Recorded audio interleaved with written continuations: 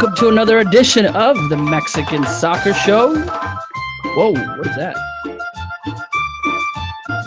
We like to call this Monday Night Football.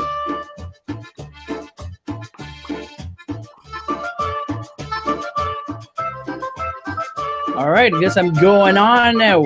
Hi guys, I'm Wiesel from Footmex Nation. This is an hour-long podcast dedicated to all things Mexican football, Mexican soccer. As you know, call it Monday Night Football, and there's Monday Night of the other football that's happening right now. Like, say hi everybody that's on the chat, and jump in right now with our question of the day.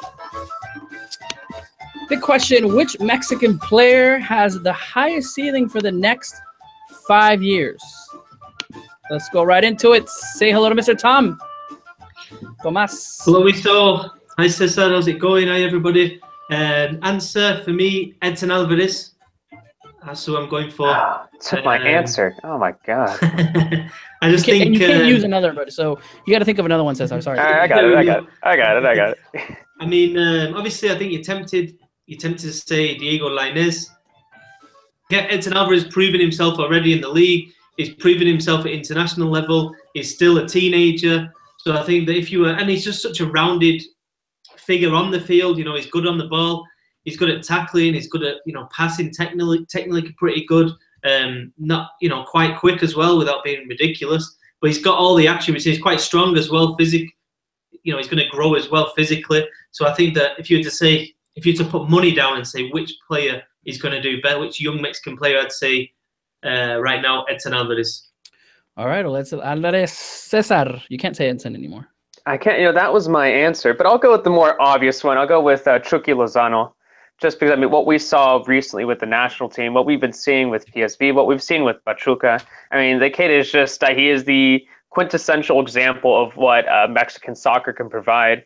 And you know that there's just so much more ahead of him, and it's a genuine thrill to watch him play. So I'm going to say Irving Lozano. I think, although it was Edson Alvarez, it's before Tom stole my answer. I'll stick with Chucky. I think Irving Lozano, maybe didn't consider him just because he's already kind of made it, right?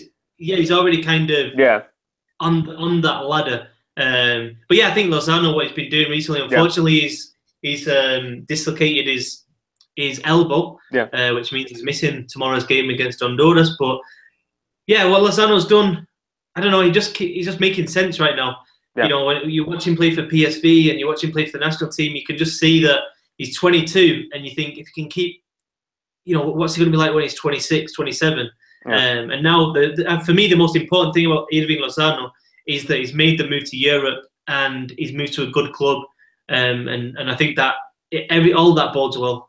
And that he doesn't make a leap to a huge, massive club in the near future. I think he needs to keep his feet on the ground. If he does make a leap to another club, I don't want it to be in Manchester United. I don't want it to be in Arsenal. I want it to be another gradual step up. I want it to be like a mid-table team in Spain. That's what I want. I want it to be Manchester United. I want him to be good enough to play. I want him to play in Manchester United. See, there's a difference between being part of a team like Real Madrid, a Chicharito, the way that he did in Manchester United, but for him to play, that's in a great team. That's his next step. And I don't think he should be at PSV for that long. That's 1 year, 2 year tops. 2 years.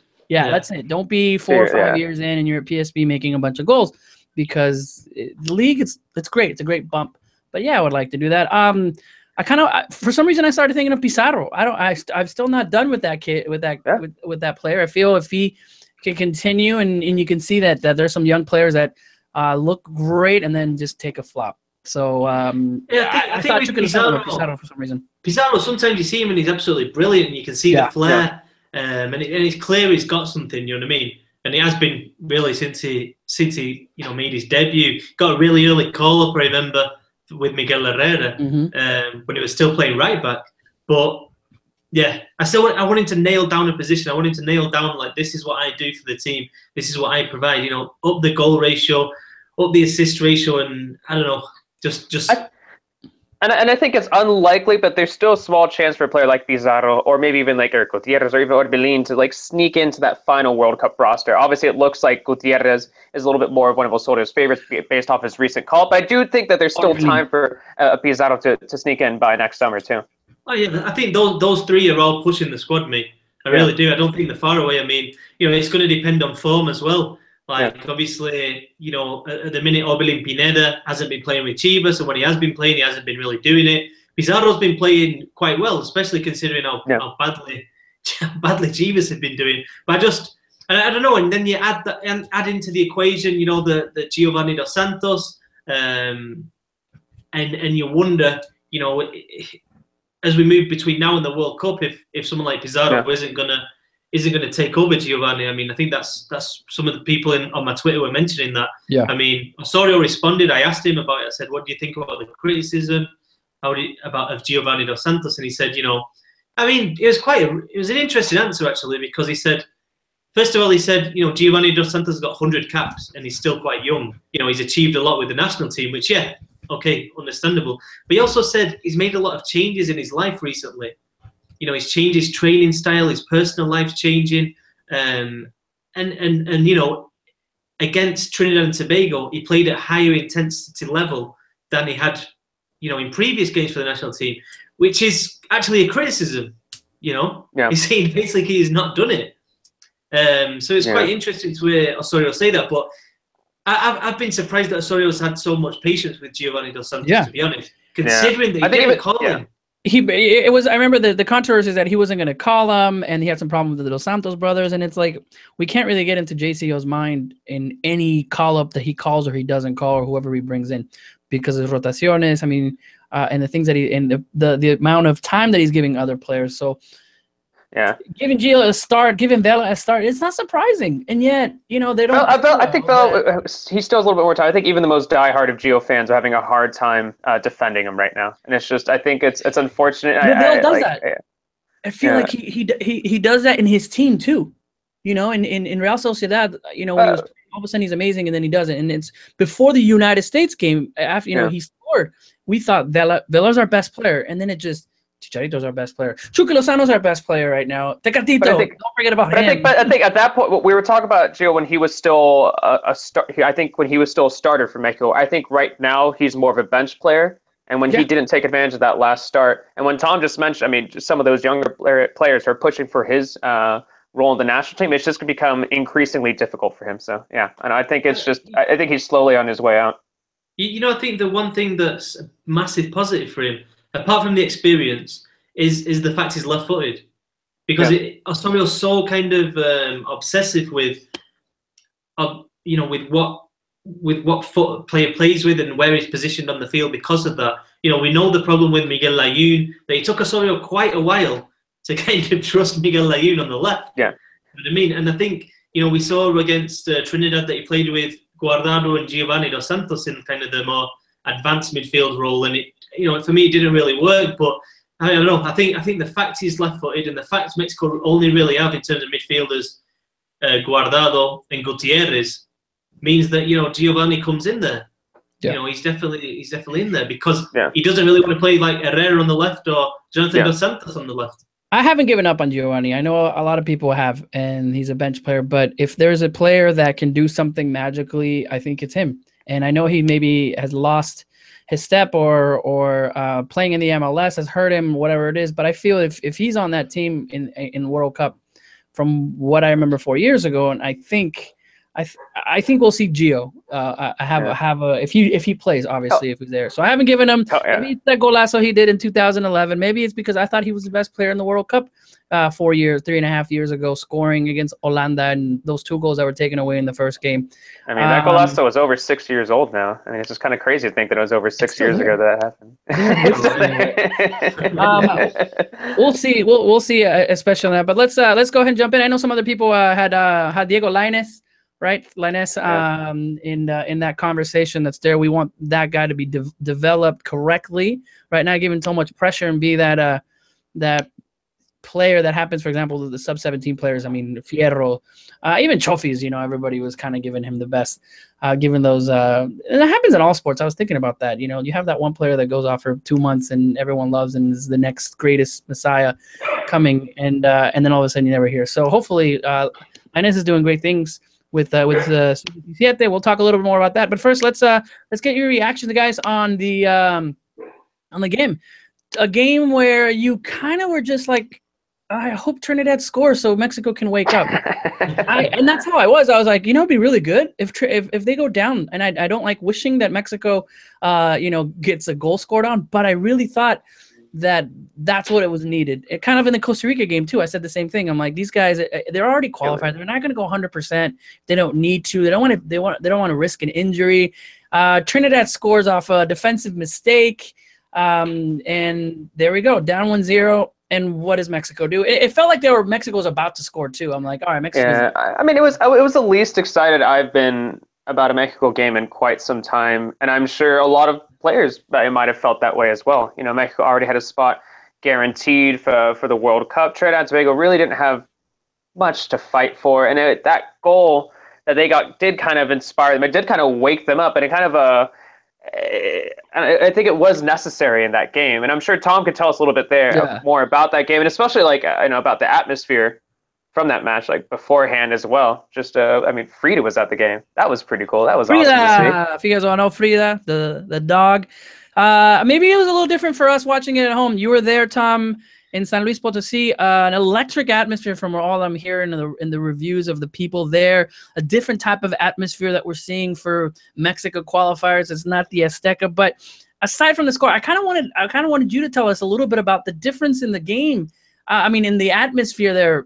Obviously, the horrible things that happened with the earthquakes in Mexico that were there, the country is recovering from, and we're seeing. But that breath of air, for some of the fans that are looking at Mexico to kind of just keep them away from that. But how did you see it in the stands even before that in that city? Watching it through the TV, I just felt there was a completely different atmosphere from even the goalkeeping, chant that we always saw to everything else. Tell us. No, yeah, it was real atmosphere, excitement. Even the night before, the team arrived at the hotel, and there was at least 300 people there waiting for them. And it's pretty crazy, people, trying to get inside the hotel, and the security had to come and take them out the reception. But it's a proper excitement surrounding the Mexican national team, which, to be honest, you don't really see in Mexico City. Let's be quite honest. Maybe when the United States comes, people, the patriotism comes out, and people tend to do those kind of things. But no, it was great to move the game to a different place. I thought the pitch was good in San Luis. The fans were absolutely excited about it. And yeah, obviously with the earthquake and the Fuerza Mexico and raising funds, I think the Mexican Federation raised around $1 million in total. They donated the ticket sales from the game. They were selling the scarves. I should have put my note behind me, but they were selling scarves for 50 pesos, about $3, saying Fuerza Mexico. And no, it was emotional, to be honest. When the anthem played and the players were all with the fist up, I think Reyes was crying, Miguel Layún had tears in his eyes. It was pretty emotional, to be honest. And taking it back to the game, I honestly think that the Mexican players, were affected by it to a certain degree, especially early on. And I thought it took them a while to really get to grips with, this isn't just an occasion. There's a game here. You know what I mean? We're going to focus on the game. We got to win the game. No, and it's funny how you would think the opposite, right? But this stuff really does affect you physically. Emotionally when you're there. Yeah. I can just imagine a player seeing all the people just, with the national anthem after a tragedy like that, after the way that they celebrated some of the workers of construction, Free that was there. And I think just emotionally, seeing a player cry like that, it was just something different that you kind of just take football away from it, but yet, it's part of that. And then they went to a game where we're like, win, and it took them a little while maybe. I was a little skeptical too when they announced that where the game was going to be held. I was still a little, confused by that as well. Leading up to it, I wasn't that excited. But then, I saw some of those videos that Tom was posting. It was very, very clear the night before that all those fans, appreciated this on such a different level, like Tom said, that we're not accustomed to. And just from watching at home, it was very cool to see the fans also say, chanting for Frida. They're saying you could hear ole, ole, ole, Frida, Frida. And then after that, they broke into Cielito Lindo just spontaneously. I don't know if that was maybe something that was planned. I don't think it was, but it seemed like it was completely spontaneous. Not like something you'll see out here from a Soccer United marketing game where 30 minutes into the game or 75 minutes will start blasting in the stadium. It just seems so organic and spontaneous, and it was just you couldn't help but like fall in love with the crowd and just with the atmosphere. At least from home too. I wasn't at the game; I was just watching that from home. So it was interesting to see. I mean, I still do think. I mean, San Luis. I think it's like 25,000. I think that organizationally, it wasn't all great. I mean, there's no press box really. There's no internet there. I mean, if you're working there, you're really struggling. I mean, I know that's a kind of personal problem, but I mean, I'd like to see these games going to Monterrey. I think Monterrey with teams in Monterrey that is. I mean, I heard that it was sponsorship issues that they couldn't play in the Bancomer because it's called the Estadio BBVA Bancomer. And it's like, but it's not like that's the only alternative. That's not the only alternative out there. Why don't they play in Guadalajara? Why don't they play? I mean, even a game in Pachuca would be cool. I think that would be like even cool over there. Yeah. It was just a little confusing why. Yeah, I don't know. They play in the United States with sponsorships all the time. Maybe it's just a thing. I don't know. I'm not sure if a bank sponsors them. I think they probably do. And I think if they don't, they obviously don't want to promote the rival. Man. But yeah, I think it'd be amazing to see something in Monterrey. That'd be really cool. Definitely be there. All right, well let's talk about the game. Nothing really first half until you saw some changes in there. What can you take out of this game? It looked like Mexico was already going to score. I mean, getting really close to Catito on the left side, running circles, the defensive player there, and we're just not capitalizing. And then all of a sudden, it like when Chucky came in, I felt like you knew he was going to score. I mean, in La Racha que tiene, what he's been doing in Europe, in his games, and then obviously in the last national team games, of course he was the person that scored, and the crowd went crazy when he scored. Yeah, just a quick one before Cesar comes in about the actual game. But one thing I found really interesting from being there was, obviously with the score at 0-0, the pressure was on who's going to get the goal, and on the sideline you had Carlos Vela. You had Raúl Jiménez. You had who else? Oribe Peralta. Jonathan and the name they were all shouting, and the name they were shouting for was Chucky. Yeah. Chucky. And I don't know. It was just like it just kind of made you take a step back and think, wow, Chucky's the man. Like he really is. Like from the fans' point of view, this is the one they love now. They absolutely love him. He's on that fast track to kind of stardom right now. I mean, he looked like a starter once he stepped onto the field. Like it's just he's done that for I would say a few months now, where he keeps making a case that he should have a more important role, that he should have more of a like a starting role for the national team. So it was nice to see him. And also from another winger, I think we got to bring up Tecatito. I think Tecatito was my favorite player of the game. It was almost like, and I said a tweet out about this, it was like almost as if nobody told Tecatito that Mexico already qualified for the World Cup. Just the way that he was playing, the way that he was pressing. Player. He's that player that loves to do, the. I love that. I love that, and I think that it was just. It was excellent to see from Tecatito, just because sometimes I think that Mexico needs a player like that, and that you don't have a player who's willing to take those risks, who's willing to do something, I don't know, maybe a little bit more adventurous as him. And I appreciate that about Tecatito. Yes, yeah. That works because we've seen other players try to do what he does, and you're not going to get around a player, very strong. And Tecatito, all of a sudden, it's that same double bicycle kick with a little heel thing on, and it works for him. And we're like, yes. And I think people were crazy for that. We haven't seen that type of player that does that. I love it. I'm so glad that he's back and everything's good now, in that sense. Yeah. Then the other goals. It's like floodgates open. Trinidad just kind of, all right, well, what else are we gonna do? Start the party in the second half. Yeah, talk about the second goals, Cesar. I mean, what happened first? I mean, what was kind of the catalyst for all this was Trinidad and Tobago's goal. It kind of caught Mexico off guard, and it kind of highlighted some questions and some probably conversation that we're going to have within the next few months is just regarding Mexico's defense.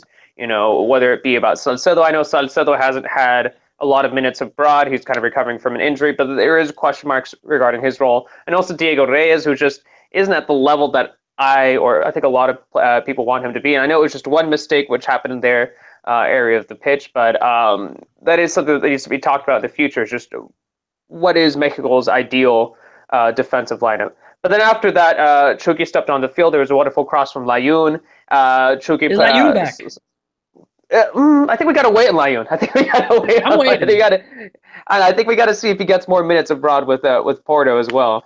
But obviously, like but still getting assist for the national, that's huge for Lyon, because regardless of what he's doing in Porto, regardless of whether he's a starter on the bench, he's still a very crucial player for Mexico. And I think him getting minutes when he was playing with the national team is very important. So you had Lozano's goal, then you had Tecatito essentially creating the second goal. He had a very but Chicharito headed it in. It was a very Chicharito-esque goal. And then with the third goal, oh my God, I can't believe, it's a Hector Herrera. Oh my God, how could I forget about that? Yeah, the incredible free kick. The incredible free kick, as people have said online, like, he is still capable of doing that. Like, believe it or not, he is still capable of creating those wonderful free kicks. He's been wanting that free kick to go in for a very long time. It's like, there's two spots in that field where I know he loves to do. And as soon as he got in there, I'm just like, you kind of have this like moment where this is going to go in just because of the atmosphere. And it did. It was perfect, you know, in the sense to end that way, right? I'm sure at least a few beers landed on Tom at that point. Yeah, I got drenched twice. Dude, even I actually missed Herrera's goal. I missed his goal because I had to run down to the press conference to get internet to send the story. So it's funny because even in the you saw the camera, and just as soon as they scored, you saw people throwing up, which is what happened. Whatever you have on in your hand, you throw it away. I saw some. I think somebody like a pan in it. They had like the corn, you know, el elote, el esquite. And just can you imagine that? It's just like because you got to throw whatever's in your hand. I mean, it's sorry, it's got to do that. But yeah, Tom, how'd you see the other goals? And I guess ending the game was a perfect way to end it. We didn't like that goal, Trinidad, but I kind of wish. I'm glad it happened. I think that it was one of those goals that you lose concentration and you can get punished. I mean, I don't think Mexico were that bad. I don't think they were brilliant either. But I think Osorio said after the game that it was obvious that a couple of players aren't getting many minutes for the clubs. And I think Cesar hinted at the players that it was. It was Salcedo and Diego Reyes. I mean, Salcedo, I don't really know what's going on with him at Eintracht Frankfurt because he's not been playing. And then he came out and said that he's actually been injured, but he's still, So I don't know though, because usually when the player's injured and out for a few weeks, the club announced that. And then there was rumors in the Mexico press that there was a problem with the Eintracht Frankfurt. Was it Kovac, the coach over there? Yeah. So that's a bit of a weird one. But Diego Reyes for me is the type of player he needs to be playing. I know all players like that, but he specifically. If when he was playing well for Espanyol, I felt like his performances for Mexico were improved. And when he's not played well before, he comes back to Mexico. And I think he finds it really difficult to kind of just get back into his groove. And that just highlights what Osorio's been saying recently, that these players have to go back to the clubs and really be fighting for the places. I mean, Moreno as well, not playing for Roma, and it makes it difficult even against a team like Trinidad and Tobago. To be honest, but yeah, I mean, but if they have no clubs to go back for, well, I don't know. I mean, I don't know. I mean, someone like Reyes who's proven in La Liga, I don't know. I mean, it's weird that he's not getting in with Porto. To be honest, that he's not. It's weird. He didn't make a trade before the window closed. I thought that for sure. Same with Lyon. He would have pushed for something. Yeah, I was confused by that. Yeah. Same with Lyon. I mean, the rumor was that Lille we were interested, but Bielsa actually said no to. He finally said no to Lyon, but I mean, I don't know. Both of them, I feel that. I don't know. I feel it was a mistake to stay, or at least the first few weeks of the season have shown that it was probably a mistake for them to stay there because it's World Cup year. These guys, they need to be playing. I think Hector Moreno's possibly a little bit different because he's moving to a new country. He's going to take a little bit of time, and I think we need to give him a bit more time to settle and get used to things over there. But yeah, I mean, I think we saw during that game why Osorio says that these players need to be getting minutes, and we saw it with Lozano. Yeah. I mean, you saw the confidence. You can see how confident he is now. And especially, we talked about a player earlier that, I mean, we talked about the player with the highest ceiling. You mentioned Alvarez. For me, it's Alvarez as well. And Alvarez could easily play in Salcedo's position. So Salcedo has to be careful there. Just because he could easily. This is a kid who's about, I think he's he's about to turn 20, if I remember correctly. He's 19, he's about to turn 20. He's a 20-year-old who's only going to get better from here, and who doesn't seem to. I mean, there doesn't seem to be a challenge that's too big or too tall for Edson. So that's just something that Salcedo has to be careful with. I'm just glad you guys didn't mention Cesar Montes, and that hype is gone. So I'm still the hype is still there. I'm patient with him. I don't know. I'm okay with it. Yeah, he's still adjusting. He's still developing as a player. I'm okay with that. Yeah. All right. I mean, for me, the interesting thing with Cesar Montes was always that within the national team setup, people didn't jump on it. You know what I mean? Mm-hmm. Remember, I think it was before the Under-20 World Cup, was it, or the Olympics? He hadn't been called in. So in terms of youth national team caps, it's like he's playing for Monterrey and he's still not getting. And there's obviously issues there with, there's obviously people who think things that, was it Raúl Gutiérrez? No, El Potro. He said that, I think he was maybe drunk on Twitter or something. And he started answering fans and stuff. And one of the fans, one of Monterrey fans were like, "Oh, where's Cesar Montes? Why is he not in the Olympic squad or whatever?" And he said, "Well, when you play next to Basanta, it's not that difficult." Hey, he's answering. And he got absolutely ripped for it. But yeah, I mean, there's definitely something there, though. There's something that people don't like about Cesar. But yeah, I completely agree with Cesar about that right back position. Carlos Salcedo. I think he's probably still just about ahead, but I thought that was a poor performance. I saw a few things off the ball that I didn't like one bit. Yeah. I remember one time he lost the ball. The referee didn't give a free kick. Trinidad counter-attacked, and Salcedo stayed and shouted at the Trinidad player on the floor. Yeah. And it's like, the team's counter-attacking. You're a right back. You need to get back rather than shouting at the guy on the. I just think sometimes he needs to tone down that. That's part of his game. That kind of he's always been that type of player, right? Very explosive. Yeah. Like the MLS. Yeah. I mean, coming back very rudo. I think Naive was always praising that about him. Yeah, with the. But I mean, you've got to. That's all well and good when you're playing well. Yeah. yeah. Good point. Yeah, I agree. It was continuing La Racha without losing. They scored, and I'm like, yeah, Mexico's gonna score again. Now coming up. A game tomorrow versus Honduras, a very difficult game. I think it'll be difficult from what, the Honduras players, hopefully, we have no injuries coming out of that game. But I think looking at all the interviews are saying that they want to win the game. They want to make sure that they have that historic run in the hexagonal. Before we go into that, hold on, Cesar, before we go into that, just kind of really quick on what's happening with CONCACAF, your thoughts. We definitely have some time. USA, finally, it looks like they're going to make it. They're playing Panama at home. Panama is desperate to get the win in there. No, they already played Panama, didn't they? They're Trinidad and Tobago. Yeah, they beat Panama. Sorry. Yes, I'm sorry. Trinidad. 4-0 win there. Yeah. I was so upset at Panama. Like 4-0. Are you saying that as a Mexico fan or just? No, as I was a saying that fan? because I really wanted Panama to go to the World Cup just to see. I feel like Bolillo and bringing up Honduras has crashed and burned and has done nothing at the World Cup. Wanted to see Panama up there, and I'm not saying beat the U.S. But at least fight 4-0. They ran circles around that defense. I've seen them play way better against Mexico, and I just feel like whenever Panama faces the U.S., it's like they freeze. I don't know why. I think the U.S. rose to the occasion. The pressure was starting to heighten for the national team. They knew that it was a must-win game. He scored in like the first. Yeah, I mean, it was Pulisic. He was incredible. Give it away. It's true. Pulisic running circles around everybody. But speaking about Panama and speaking about tomorrow's game against Honduras. I mean, it's just for Mexico. I'm not really thinking twice about the game tomorrow, to be honest. Like if we're talking about World Cup qualifiers, there's like 11 other games in my mind other than Mexico's game. But for Honduras, this is their most important game. Like of all the qualifying, because of right now they're tied in points right now with Panama. They both have 10 points, so it's imperative for them to get a win. And if I remember correctly, Mexico, Panama, Costa Rica. Yeah. Right. Yeah.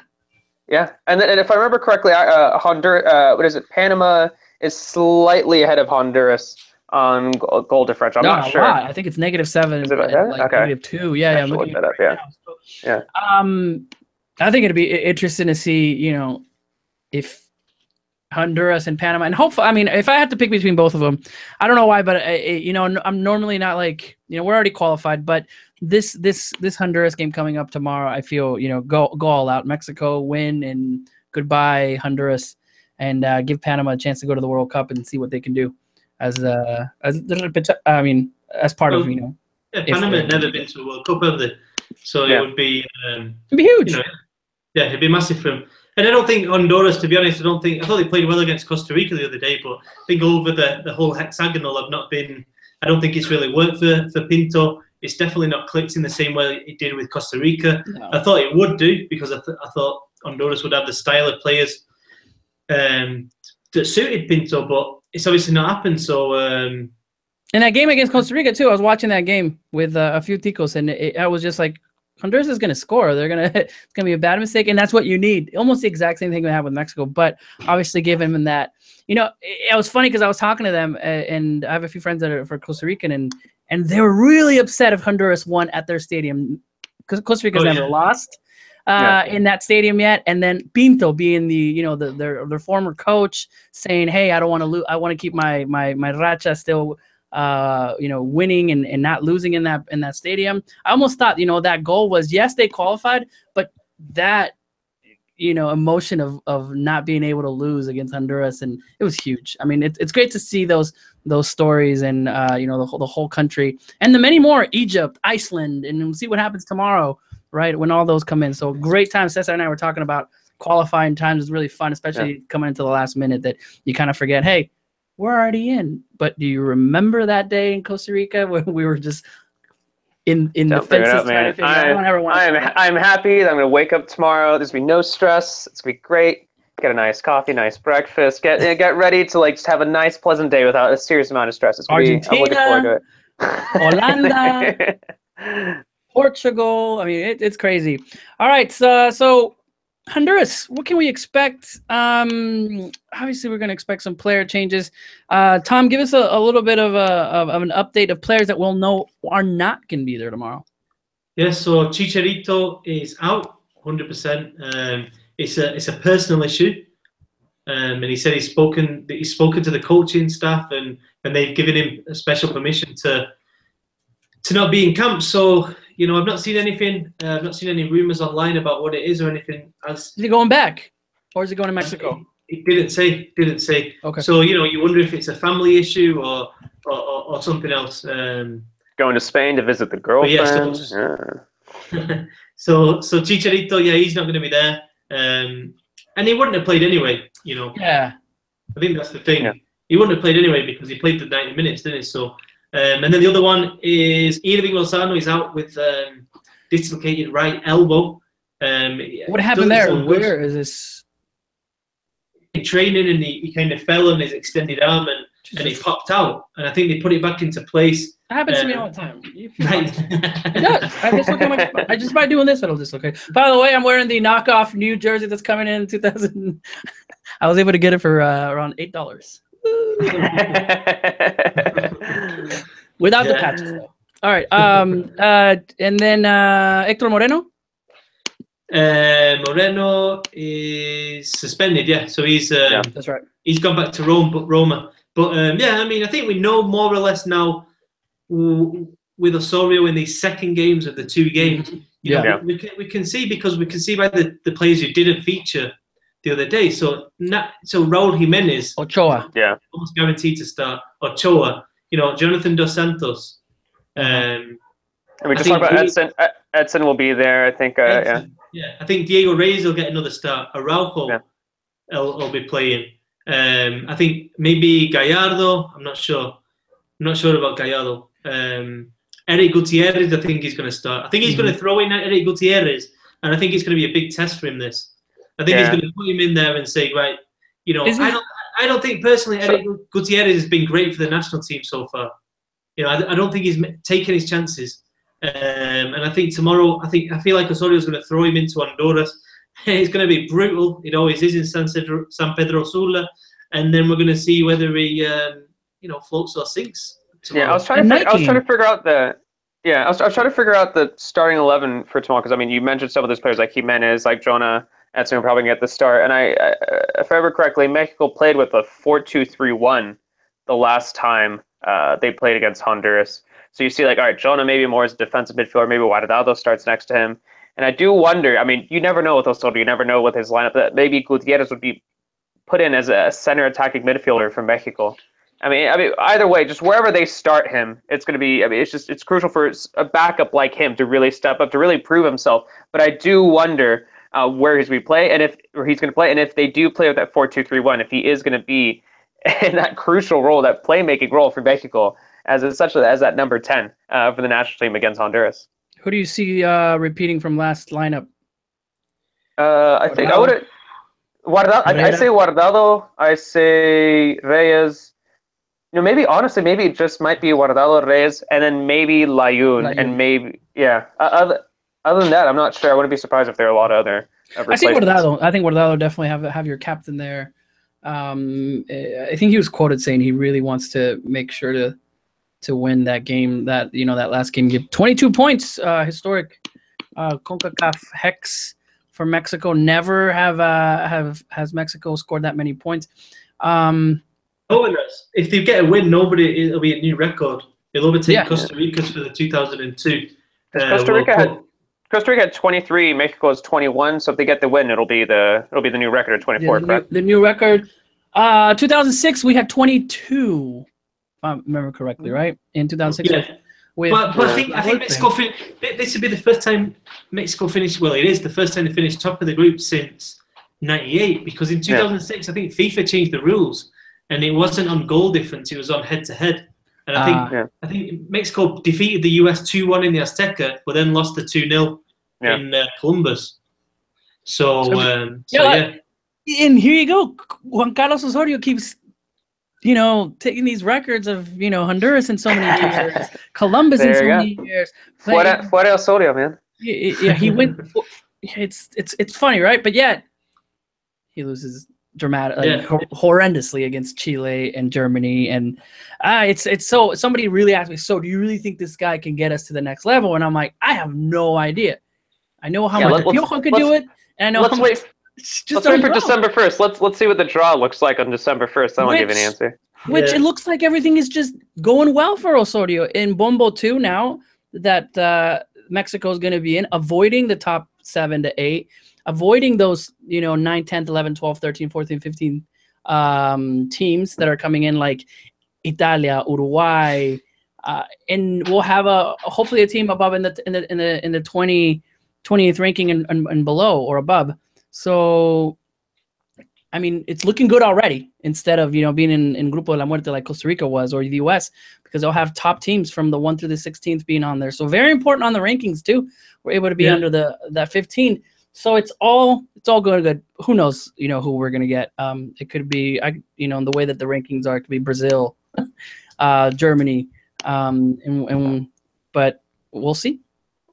Or as tradition states, we'll get the host nation once again. No, I don't think we can. And then we'll play the first game against Russia. For the first time, I don't think we can because they'll be in Bombo 1 or 7. So the pot. So that whole science it's kind of cool.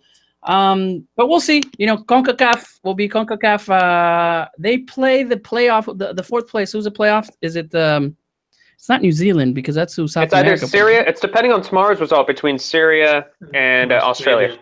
Yeah. Okay. So. Yeah. Awesome. And they won one after the first game, innit? So now they're going to Australia, and it'll be interesting. Australia obviously pretty.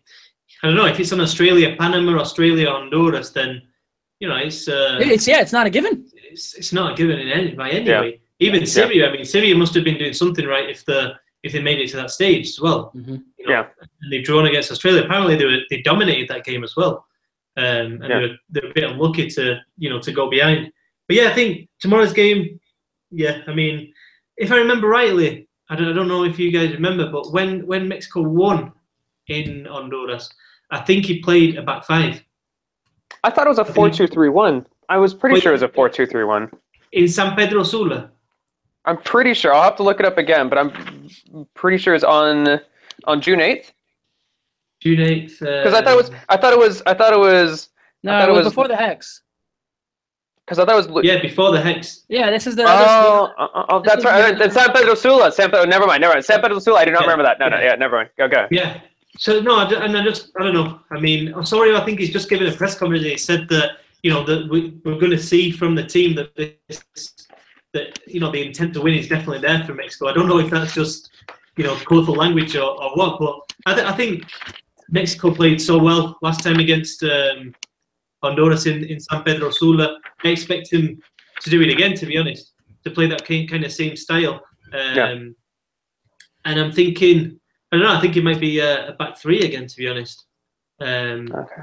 Well, I should have brought my other notebook as opposed to the one that only details the Hex. Then, big mistake. I got mine. Big mistake. But but I think another name to throw out there is I think you've got Edson Alvarez, who think could probably play as right back. Then you've got Diego Reyes, Araujo, Alanis, and Layun along the back, unless he goes for Gallardo as left back. Then Jonathan Dos Santos, and then either Guardado or Herrera, most likely. You'd have thought Guardado, and then two obviously wingers. They're there to do the damage when Mexico get the ball on the break. Probably Tecatito and Vela. Vela has to play as well here. Yeah, and then Jimenez up front. So I mean, we'll see. I mean, last time when they played in San Pedro Sula, it was Jürgen Damm and Tecatito that did the damage coming on off the bench. Yeah, from the bench. Yeah, Jürgen Damm coming in from the bench after that first goal. Jürgen Damm came in with that Tecatito, right? There's a Tecatito goal. The first one. I think it's going to be quite a lot of changes. It was the goal where he flicks it, right? Takes it from the Honduras defender. It bounces one. He does that weird flip with his left foot, and then it bounces off one, and then scores in the corner, and everyone's like, "This golazo." I think that was it. Yeah. And then Yep. Yeah. So we have. We'll remember. I didn't think Aquino did himself too many favors the other day. Yeah. I think Aquino is one of those players like Gio or Salcedo where they don't have a spot guaranteed in the starting 11. They're like bench players where you really hope that he would have had a better performance, whether you would have recognized, the opportunity that they had. And now that you assume that Osorio is going to start working with his best options, start working with his ideal starting 11 going forward. So I think honestly, I think they wasted their opportunities. That was just what it was. They should have taken more advantage of that start that they had. And I was quite disappointed with not only Gio and Salcedo, but also especially Aquino. Yeah, I think he should have scored Chunny in the first half, and I think that's one of the big problems at the minute. They're not finishing those chances, and they're not putting these games away. Bearing in mind the possession and chances that they have. Jürgen Damm scored in that game. Yeah. Damm and Tecatito. But I think Aquino and Damm are going to be. I think they're going to be battling it out. Aquino has those flashes for one spot. But I think the advantage that Damm has. I think firstly Osorio loves him, and if you speak to Jürgen Damm, Damm loves Osorio as well. Damm really gets what he wants, and they're buddies. And he properly respects him, and he can talk to you about his whole philosophy and how he wants this Mexico team to play. But I don't know. I think the advantage of Damm is if you play a 3-4-3, I think Damm can play that wide midfielder role, and I'm not sure if Aquino can as much. Yeah, I think that versatility is what Osorio likes, and I think that's what Osorio kind of likes in a player like Gallardo. Speaking of that 3-4-3, I think he kind of likes Gallardo on that opposite end of the field, not as a starter, but as a potential option there. But I do think that it does seem like Osorio really does like Jürgen Damm. Definitely, Jürgen Damm coming in, the fastest player in this side of the Americas, apparently. Yeah, it's like the third fastest on FIFA or something. Yeah, I don't know. I got to play Stadius more often. All right. Hey, so have you got a team? You didn't invite me to. What? No, dude, I've got a bone to pick with you. No, dude, you already got your. I got my team. Yeah, I already got my team. Kit crew. I've been playing for. That's what I heard. Kit. I know, dude. I've been talking to Colorful Kit. We gotta set up a friendly, man. We'll set up a big event. Well, guys, can I be the narrator? Where was my invite, sir? Tom, you're not good enough, man. I played against you. You were awful. It was just embarrassing.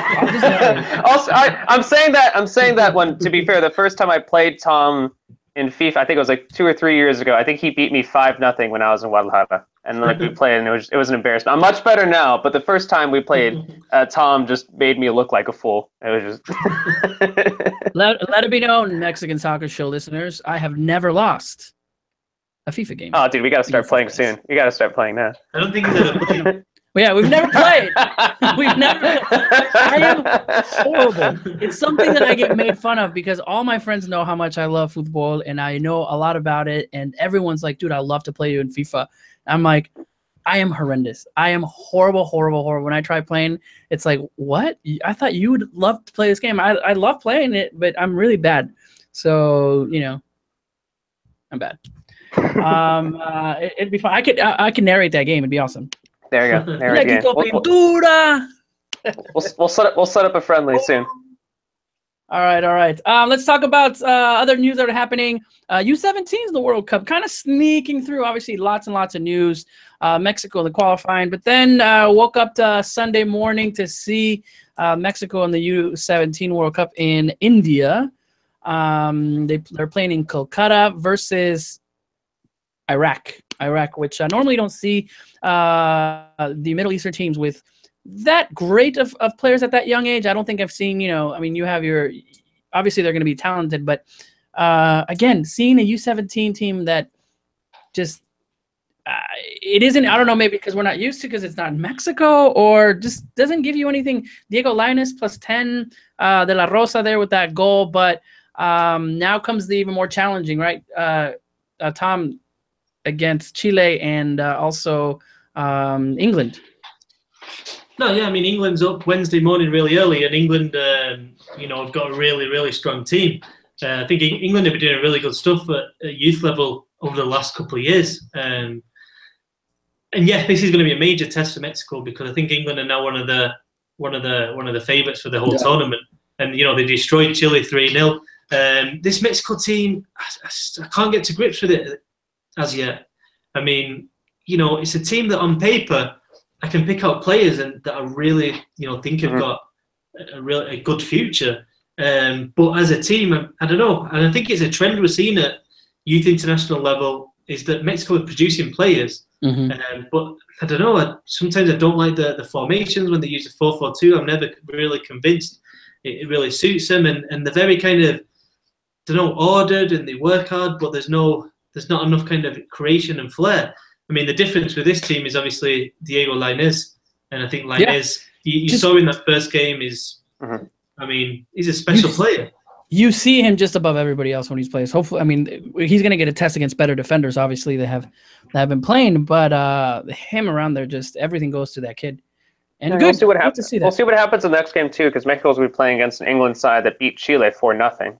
So I mean, like Tom said, this could be a really tough opposition. But at the same time, though, I think if Mexico gets, perhaps even a draw, that's going to bring them one step closer to knockout round, because I think 4 of the 6 third place teams go through.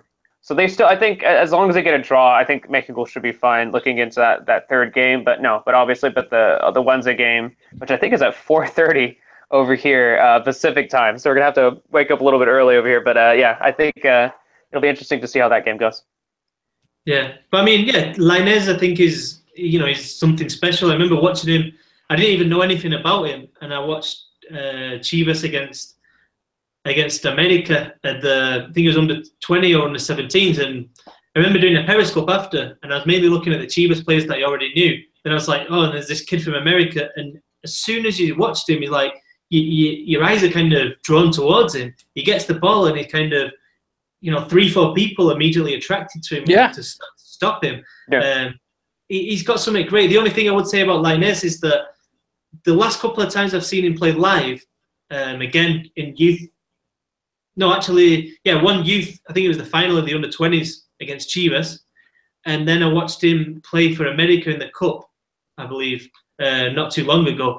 And I didn't like his attitude too much, to be honest. I thought that, especially at the youth tournament, the youth game that I watched. Is he already like, hey, I'm Diego Lainez?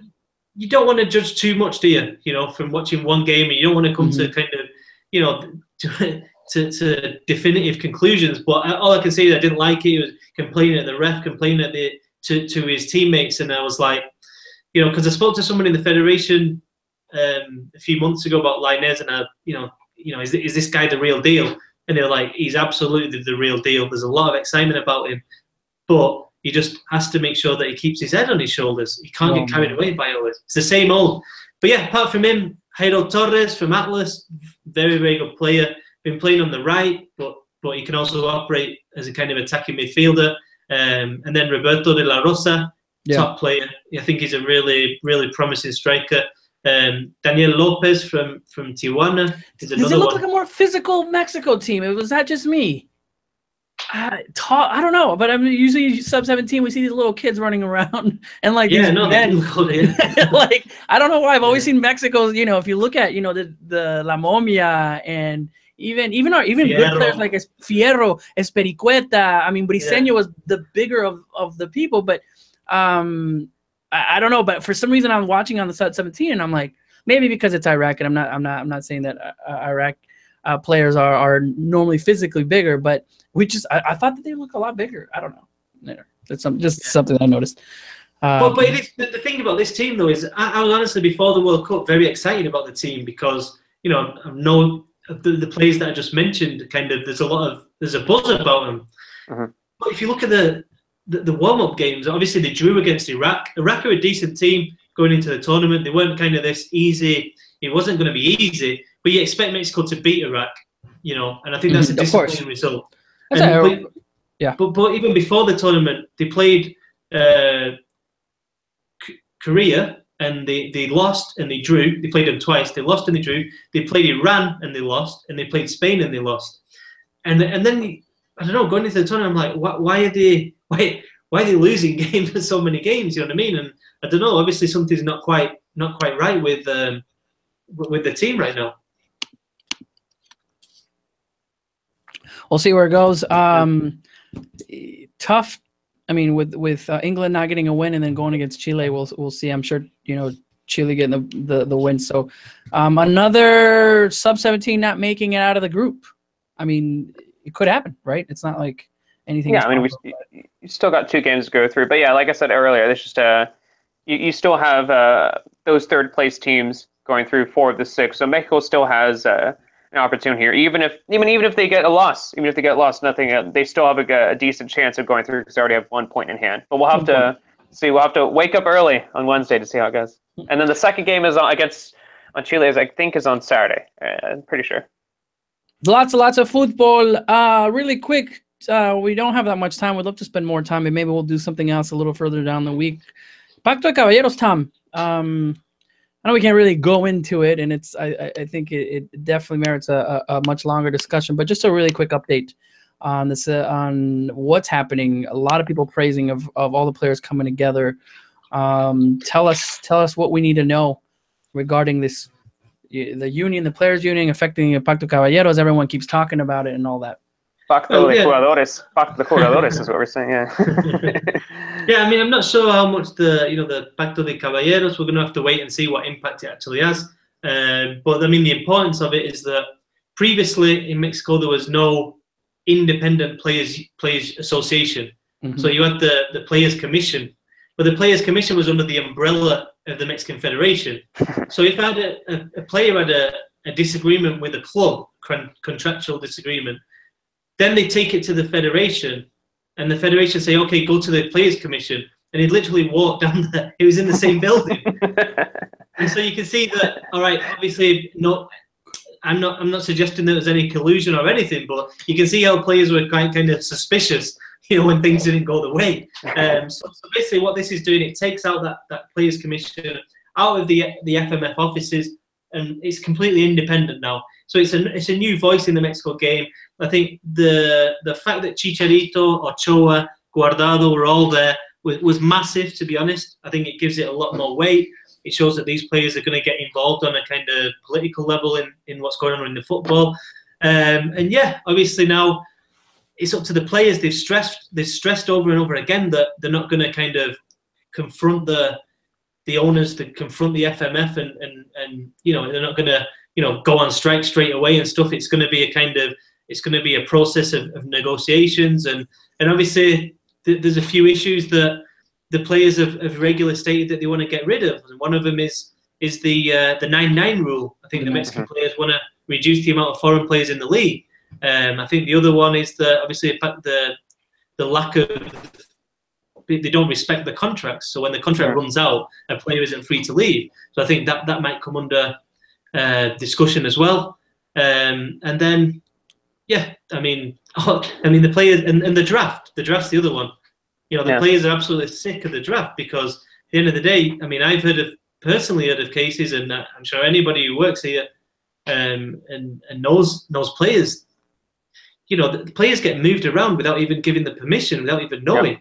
You get a phone call or a text message from the team owner or sporting director saying, "Hey, you're going over there now," and they're like, "What?" I mean, I know they get well paid for it, but you know, it's not good, and the players are standing up for each other now. I think it's a huge step in the right direction, and I do wonder. I mean, along those things that you said, those are the most apparent, most obvious issues that come to mind when you think about what the players' union is going to try to work on. But I also wonder if there's going to be more. I mean, looking forward, if there's going to be more transparency with salaries. Like maybe if a players' union will be willing to release salary numbers, if that will, I don't know, give some insight a little bit more on the payments some of these players are getting, and maybe some of the, I don't know, just to see how much more certain players getting over the others, certain amount about how much teams are spending in total. But that's something that I also want to know in general, because that's something Major League Soccer does with the MLS Players Union. Yearly will release the But that's something else. Obviously, the things that you mentioned are the most important. But I do wonder. Think it could happen. But I mean, I think one of the repercussions, for example, in England, the Professional Football Association, they give free advice to players. Legal advice, contractual advice. You can go at any time if you're a member of the association, and so you can get an idea of how much and what you should be asking for in terms of wages and stuff, because they've got the database of what everyone's making. You know, so I think in terms of transparency, I think over that side, I just don't think that's going to be made public. No, that makes sense. But yeah, no, it's sky's the limit for me, guys. Sky's the limit for me. But yeah, but just honestly think. What we're witnessing at the minute over the last couple of years, I mean, just momentous changes in the Mexican game.